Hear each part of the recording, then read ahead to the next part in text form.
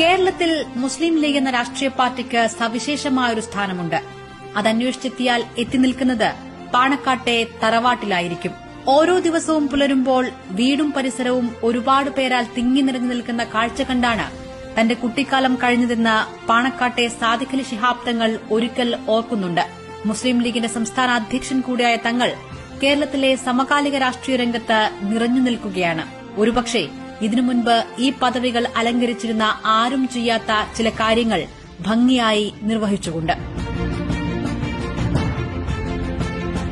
1964 PMSA Pookoya തങ്ങളുടെയും Imbichi ബീവിയുടെയും മകനായാണ് ജന്മം. Youth ലീഗിന്റെ സംസ്ഥാന അധ്യക്ഷനായും SKSSF നേതാവായും സാദിഖലി തങ്ങൾ പ്രവർത്തിച്ചുവന്നു. നിലവിൽ ഒട്ടേറെ രാഷ്ട്രീയ മത വിദ്യാഭ്യാസ സ്ഥാപനങ്ങളുടെ മേലധികാരിയാണ്. 2022 പാണക്കാട് സാദിഖലി ശിഹാബ് തങ്ങൾ മുസ്ലിം ലീഗിന്റെ സംസ്ഥാന അധ്യക്ഷനായി ചുമതലയേൽക്കുന്നത്. ഹൈദരലി ശിഹാബ് തങ്ങളുടെ മരണശേഷമായിരുന്നു അത്. അതുവരെ ലീഗ് രാഷ്ട്രീയത്തിൽ പാണക്കാട്ടെ തങ്ങന്മാർ നടത്തിയ ഇടപെടലുകളിൽ നിന്ന് വിഭിന്നമായ ചില പ്രവർത്തനങ്ങളായിരുന്നു സാദിഖലി തങ്ങളിൽ നിന്ന് ഉണ്ടായത്. മുസ്ലിം ലീഗ് രാഷ്ട്രീയത്തിൽ പാണക്കാട്ടെ തങ്ങന്മാരുടേത് അവസാന വാക്കെന്ന് മുസ്ലിം ലീഗ് നേതാക്കൾ പറഞ്ഞിരുന്ന കാലത്തും ഒരു കടലാസ് അധികാരം മാത്രമായിരുന്നു അതെന്ന് ധ്വനിപ്പിക്കുന്നതായിരുന്നു പല തീരുമാനങ്ങളും. എന്നാൽ സാദിഖലി തങ്ങൾ സ്വന്തം അഭിപ്രായങ്ങളും ഇടപെടലുകളും കൃത്യവും വ്യക്തവുമായി നടത്തി. സജീവ രാഷ്ട്രീയത്തിൽ നേതാക്കന്മാരുടെ രീതി പലപ്പോഴും പിന്തുടരാൻ പരിമിതിയുണ്ടായിരുന്നു തങ്ങന്മാർക്ക്. എന്നാൽ തീരുമാനങ്ങൾ നടപ്പിലാക്കാനും ഇടപെടാനും സാദിഖലി തങ്ങൾ മടിച്ചു നിന്നില്ല.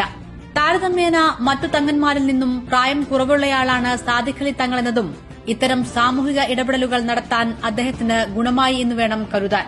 മുസ്ലിം ലീഗിന്റെ രാഷ്ട്രീയമെന്നാൽ മുസ്ലിം ന്യൂനപക്ഷത്തെ മാത്രമല്ല അത് പ്രതിനിധാനം ചെയ്യുന്നത്.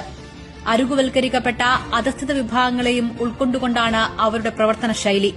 പാണക്കാട്ടെ വീട്ടിലെത്തി ആരെങ്കിലും എന്തെങ്കിലും സഹായം ആവശ്യപ്പെടുകയാണെങ്കിൽ അത് പരിഹരിക്കപ്പെടാൻ യാതൊരു തരത്തിലുള്ള വിവേചനവും ഉണ്ടാവില്ല. ചികിത്സാ സഹായമായിക്കോട്ടെ, വിവാഹമായിക്കോട്ടെ, വിദ്യാഭ്യാസമായിക്കോട്ടെ, എന്തു തരത്തിലുള്ള സഹായത്തിനും സമൂഹത്തിലെ താഴെക്കിടയിലുള്ളവർക്ക് അവരെ സമീപിക്കാനാവും. പാണക്കാട്ടെ ചരിത്രം തന്നെ സാന്ത്വനം നൽകുന്നതിന്റെയും സമാധാനം നൽകുന്നതിന്റെയുമാണ്.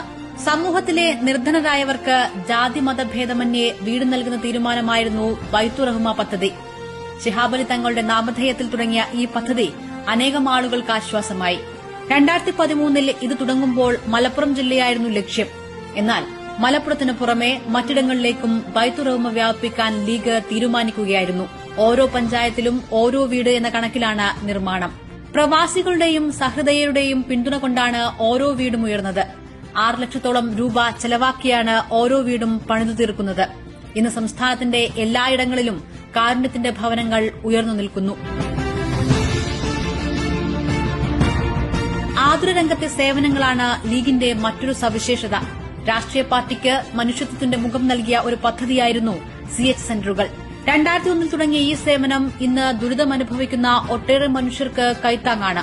CH മുഹമ്മദ് കോയയുടെ പേരിലുള്ള സെന്റർ കോഴിക്കോട് മെഡിക്കൽ കോളേജ് ആസ്ഥാനമാക്കിയാണ് തുടങ്ങിയത്. പിന്നീട് മറ്റു മെഡിക്കൽ കോളേജുകളും ജില്ലാ ആശുപത്രികളും കേന്ദ്രീകരിച്ച് പ്രവർത്തനം തുടങ്ങി. ഇന്ന് കേരളത്തിൽ പലയിടത്തും CH സെന്ററുകൾ പ്രവർത്തിക്കുന്നു. ഡയാലിസിസായും മറ്റു ചികിത്സാ സൌകര്യങ്ങളായും പ്രവർത്തിച്ചുവരുന്നു. നിർധനരായ കുട്ടികളുടെ പഠന സഹായവും പാണക്കാട്ടെ തറവാട്ടുകാർ ഇടപെട്ട് നടത്തുന്നുണ്ട്. പ്രവാസി വിഷയങ്ങളിലും ഇവരുടെ ഇടപെടൽ മാതൃകയാണ്. പാണക്കാട്ടെ തങ്ങളുടെ ഇടപെടലിനെ തുടർന്ന് തമിഴ്നാട് സ്വദേശിയായ അർജുൻ അത്തിമുത്തുവിന്റെ വധശിക്ഷയിൽ ഇളവ് ലഭിച്ചിരുന്നു. കുവൈറ്റ് സർക്കാരുമായി ബന്ധപ്പെട്ട് ഇടപെടൽ നടത്തിയതോടെയാണ് അർജുന് ശിക്ഷാ ഇളവ് ലഭിച്ചത്.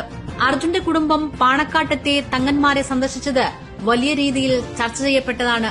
ഇങ്ങനെ നിരന്തരം അവർക്കിടപെടാൻ കഴിയുന്ന എല്ലാ മേഖലകളിലും പാണക്കാട്ടെ തങ്ങന്മാർ അവർക്കാവും വിധം ഇടപെടൽ നടത്തുന്നുണ്ട്. ഇങ്ങനെ സമസ്ത മേഖലകളിലും പിടിമുറുക്കുമ്പോഴും ചില രാഷ്ട്രീയ മാറ്റങ്ങൾ പാണക്കാട് കാണുന്നുണ്ട്. എല്ലാ കാലവും അധികാരം ചിലരിൽ മാത്രം കേന്ദ്രീകരിക്കുന്ന പ്രവണത തടയാൻ സാദിഖലി തങ്ങളുടെ ഇടപെടലിന് ആയിട്ടുണ്ട്. രാജ്യത്ത് വളർന്നുവരുന്ന ഫാസ്റ്റ് രീതികൾക്ക് പ്രതിരോധം എന്ന നിലയിൽ ഒരു ബദൽ മുന്നണി രൂപീകരിച്ച് മുന്നോട്ടു പോകുമ്പോഴും അവിടെ ആർക്കൊക്കെ പ്രസക്തമായ ഇടപെടൽ നടത്താനാകും എന്നതിനെക്കുറിച്ച് കൃത്യമായ ധാരണ തങ്ങൾക്കുണ്ടായിരുന്നു. അങ്ങനെ ഒരു നിർദ്ദേശമായിരുന്നു അഡ്വക്കേറ്റ് ഹാരിസ് ബീരാനെ രാജ്യസഭയിലേക്ക് അയച്ചത്. ക്രിയാത്മകമായ പല ഇടപെടലുകളും നടത്താൻ ഹാരിസ് ബീരാന് കഴിഞ്ഞിട്ടുണ്ട്. എല്ലാ മുസ്ലിം രാഷ്ട്രീയ സംഘടനകളെപ്പോലെ ഒരു പ്രവർത്തന രീതി ഒരു കാലത്തും മുസ്ലിം ലീഗിന് പിന്തുടരാൻ കഴിയില്ല. വർത്തമാന ഇന്ത്യൻ രാഷ്ട്രീയത്തിൽ ഒരു മുസ്ലിം സംഘടന സ്വീകരിക്കുന്ന നിലപാടുകൾ തീർച്ചയായും നിരീക്ഷിക്കപ്പെടും. അതുകൊണ്ടുതന്നെ ഒരു മിതത്വം എപ്പോഴും പാലിച്ചിരിക്കണം. എന്ത്, എങ്ങനെ, എപ്പോൾ എന്നതിനെക്കുറിച്ച് ധാരണ വേണം. കേരളത്തിലും രാഷ്ട്രീയ സാഹചര്യങ്ങൾ മാറിമറിയുകയാണ്. നിലവിൽ മുനമ്പം പോലുള്ള വിഷയങ്ങൾ മുന്നിലുണ്ട്. നീതി എന്നത് എന്താണെന്നും സാമൂഹിക സാഹചര്യം എന്താണെന്നും സൂക്ഷ്മമായി നിരീക്ഷിച്ചു വേണം നിലപാടെടുക്കാൻ. തിരഞ്ഞെടുക്കപ്പെട്ട ഒരു ജനാധിപത്യ സർക്കാർ നോക്കുകുത്തിയായി നിൽക്കുമ്പോഴാണ് സാദിഖ് അലി തങ്ങൾ പരിഹാര ശ്രമങ്ങൾക്കായി ക്രിയാത്മകമായി ചുക്കാൻ പിടിക്കുന്നത്.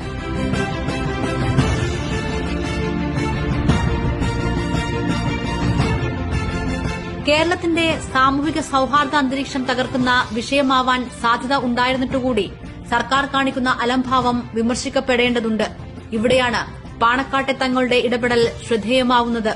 മാറിവരുന്ന രാഷ്ട്രീയ കാലഘട്ടത്തിൽ തങ്ങളുടെയും ലീഗിന്റെയും നിലപാട് അത്യന്തം സ്വാഗതാർഹവുമാണ്. ഇനിയും മുന്നോട്ടുള്ള ഓരോ ചുവടുകളിലും സ്വന്തം കയ്യൊപ്പ് ചാർത്തുന്ന തീരുമാനങ്ങളായിരിക്കും തങ്ങളുടേതെന്ന് ഉറപ്പാണ്.